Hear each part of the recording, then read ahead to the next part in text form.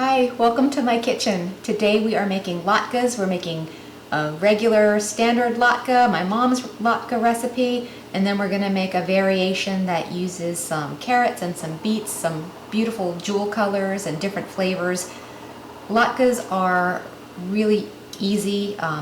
They're fried in oil. Everything that's fried in oil is going to taste good.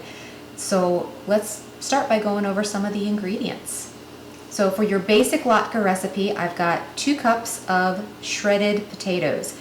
Use a russet potato, and when you shred the potatoes, you want to wring them out in a towel and get as much of the water out as possible. That's going to make them crisper and taste better. A really nice shortcut hack that I found is I use these. They are kosher. They're already dry. You don't have to wring them out, and they don't turn brown. So in getting all of my ingredients together, this has been sitting here for probably an hour, not brown, nice and dry. You're going to want a shredded onion, 2 eggs, 2 tablespoons of flour. I use gluten-free flour. You can use any flour that you want. A teaspoon of kosher salt and a teaspoon of baking powder. And all we're going to do is combine everything and then put it in some oil. So I already have my oil preheated. I have it on medium. I like to use this standing electric fry pan because sometimes the smell of oil in our houses, it's not quite as yummy as you think it would be. So you can actually do it outside. Get an extension cord and you can fry outside. Let's get our onions in here. But of course you can do it just on the stove in a normal pan. Flour, salt, and baking powder. We're just going to give that a really good mix. Like I said, this is the basic recipe. You can add all sorts of things to your latkes. You can add some chives or green onions. You can add some grated celery root. The main ingredient, the main important ingredient is the oil. So don't skip that step. This is not the time to be low-cal and try to bake your latkes. We need to fry them. So our oil has been heating, and I'm just going to take a spoonful. And you get that amazing sizzle. And you don't want to crowd them on the pan. And I think this is the part that I have the most trouble with when making latkes. It's the patience, because it takes a while to get them as crispy and brown and delicious as you want them to be. I tend to turn them too early, so I really want to keep a close eye on them, but not be impatient. I'm going to wait until those little lacy bits around the edges start getting really nice and crispy and brown before I try to flip these over. In the meantime, while this is frying, I also have my oven set at 250 degrees, and that's to help keep them warm because it's going to be a couple of batches. And I have a baking sheet that I lined with foil, and I put a wire rack on. So as these come out of the oil when they're completely done, we're going to set them on the rack and set them in the oven so that when we're ready to serve, everything is nice and golden brown and hot and delicious. Okay, so our latkes are getting to that lovely crispy golden brown stage, and we're ready to take them off the pan.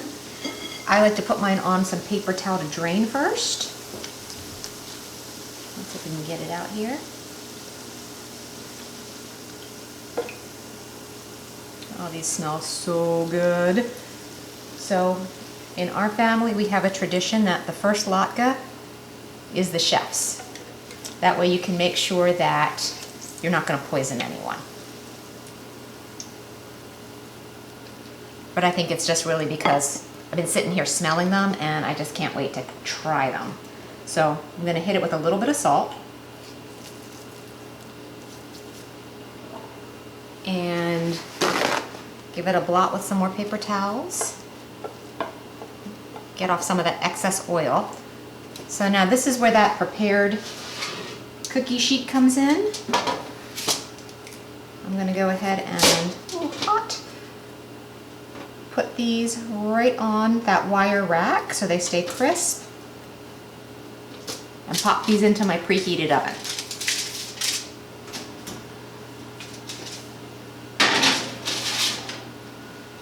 And that way these all stay warm while we get the next batch started. Alright, so we finished our basic latkes and now we're going to do our beet and carrot latkes. So for this recipe, you are going to need 8 ounces of shredded carrots. I did these all in the food processor because I'm lazy and I didn't want to do it by hand. Also with the beets, we have 8 ounces of peeled beets that are shredded. You want to wear gloves, and using the food processor helps because beets stain everything. So if you're able to go ahead, put it through the food processor, that's less work that you have to do and less chance that you're going to get yourself all schmutzed up. So got my 8 ounces of carrots, I think it was about 2.5 carrots. 8 ounces of beets. A small red onion. 1/4 cup of flour.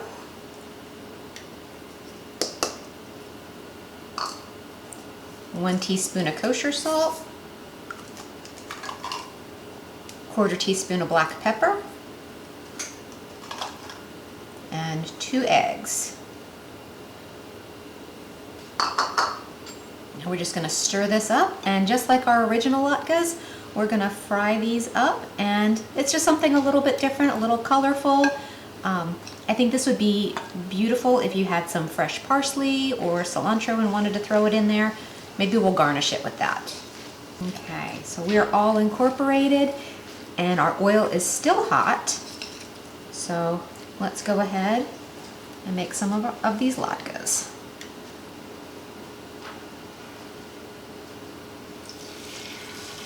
And we're going to let those fry until they're nice and golden brown. Okay, so our beet and carrot latkes look done. So again, I'm going to just pop those on some paper towels, drain off some of the excess oil, and then we're going to get ready to have some latkes. And we're going to give them a salt hot out of the oil. Let them drain for a second. And I need a pot holder. Alright, so our first latkes are still here. They're nice, hot, and crispy. We're going to pop these on our tray and let those sit in the oven while we get out our applesauce and our sour cream for serving. Okay, so here are both of our latke varieties, and now we have to taste them.